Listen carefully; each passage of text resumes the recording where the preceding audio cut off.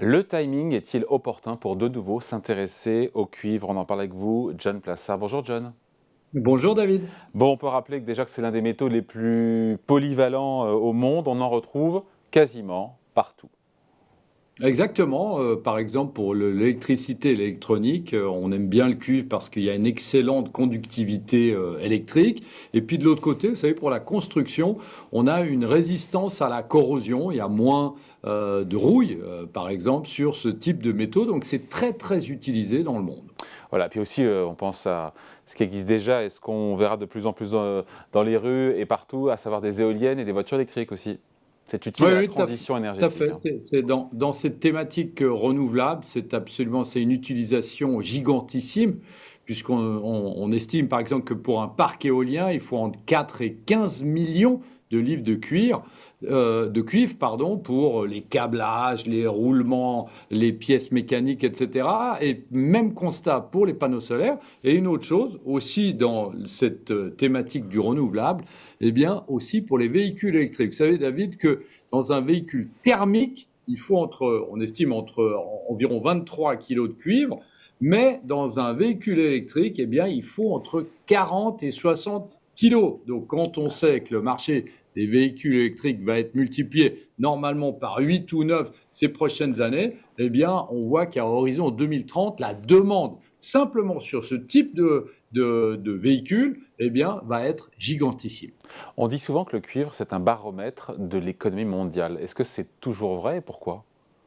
Tout à fait. Alors pourquoi? Parce que, comme je l'ai dit avant, c'est surtout dans la construction qu'on l'utilise et puis évidemment dans l'électrique et l'électronique. Alors maintenant, vous allez me dire, David, mais oui, mais toutes les anticipations font état d'une rentrée en récession ces prochains trimestres. Mais ce qu'il faut rappeler, c'est là surtout le plus important, c'est que plus de 50% du volume total de la consommation mondiale de cuivre, c'est qui? La C'est les Chine. Chinois.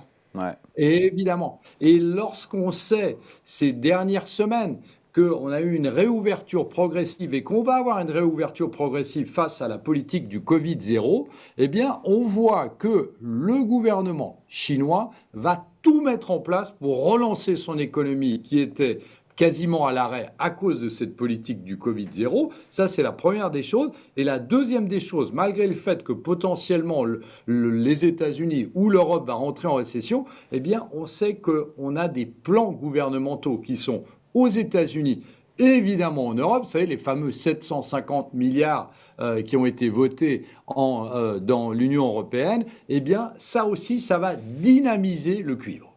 Bon. C'est important parce que quand on parle du cuivre, on parle évidemment, vous l'avez dit, de la Chine, à la fois plus gros consommateur, plus gros producteur aussi, hein.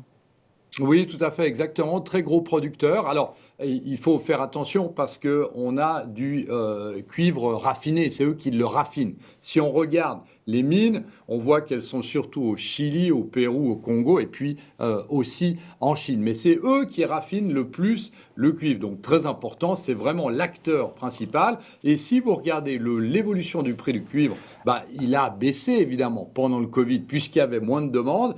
Et surtout, il est resté sous pression à cause de cette politique du Covid-0 du gouvernement chinois. Et en termes de chiffres, on en est où?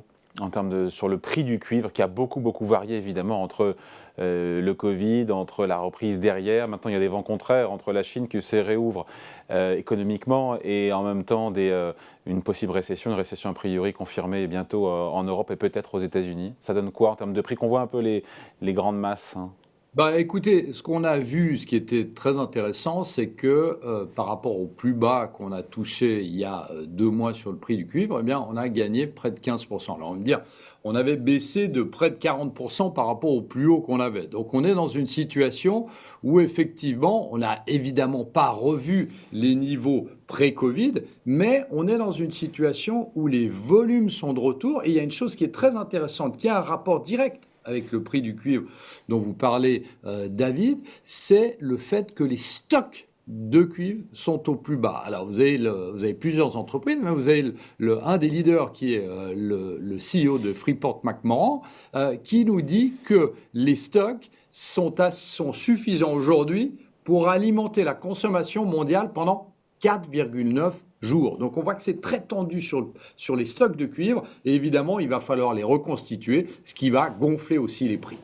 Donc il y a une opportunité, parce qu'en même temps, on voit bien qu'il y a une tension effectivement sur les stocks de cuivre, et en même temps, il y a cette récession qui arrive, et donc si c'est un baromètre avancé, c'est pour ça que son prix a baissé. Je ne me rends pas compte, pré-Covid, si on le compare par rapport à la période d'avant Covid, où est-ce qu'on est? Est-ce qu'il voilà, il y a un momentum intéressant sur le cuivre? Il y a un très bon momentum et c'est surtout le fait de parier sur la réouverture de la Chine. Ça, c'est la première des choses. Alors maintenant, si vous pensez globalement que la Chine va rester fermée et qu'il n'y a pas de volonté du gouvernement de réouvrir son économie face au Covid-0, bien évidemment, il ne faut pas jouer le cuivre. Maintenant, lorsque on voit, comme je disais avant, les velléités du gouvernement de vouloir relancer son économie, eh bien, c'est quelque chose qui est très intéressant. Donc, ce qu'on dit, c'est que c'est un pure play pour jouer la Chine. Alors, il y a évidemment plusieurs manières de jouer et d'investir dans le cuivre. Par rapport à ces points hauts, vous m'avez dit, on est en dessous de combien? Alors, c'est une très bonne question. J'ai pas les chiffres en tête, David, mais ce que je disais, c'est qu'évidemment, on a perdu 40%, et on a monté de 15% depuis les plus bas qu'on a connus il y a 2 mois de ça. Donc on est ok. Après, il y a différents moyens d'investir sur le cuivre, j'imagine. On peut acheter du cuivre, mais c'est un peu compliqué. Il y a quoi? Il y a les futurs, les produits dérivés, les ETF, les actions minières. Il y a toute une palette de possibilités. Tout à fait. Alors, vous l'avez dit, alors évidemment, on peut aller acheter du cuivre physique, mais ça va être un peu compliqué. Vous avez les futurs, les ETF. Il y en a un qui s'appelle le COPAP, qui est un ETF qui retrace l'évolution du prix du cuivre. Sinon, vous pouvez jouer des entreprises. J'en parlais avant, Freeport-McMoRan. Vous avez BHP Billiton, 26% des revenus, c'est le cuivre. Vous avez aussi Glencore, et Anglo-American. Et ce qu'il faut évidemment regarder, parce qu'il y a évidemment le côté ESG qui est très important, de voir de quelle manière, dans quelles mines sont exploités et sont retirés, extraits le cuivre et comment ils sont traités, et aussi le recyclage du cuivre. C'est là qu'il faut faire très attention lorsqu'on investit dans ces entreprises. Et vous avez aussi une entreprise qui s'appelle Lundin Mining, où vous avez 70% des ventes qui sont du cuivre. Donc c'est là où il faut vraiment regarder pour avoir une idée sur la manière dont investir dans le cuivre. Tout ça est un côté en dollars, donc il faut faire attention. Tout à fait, exactement. Il y a le risque de change sur le billet vert. Merci beaucoup, John. Salut. Merci, David.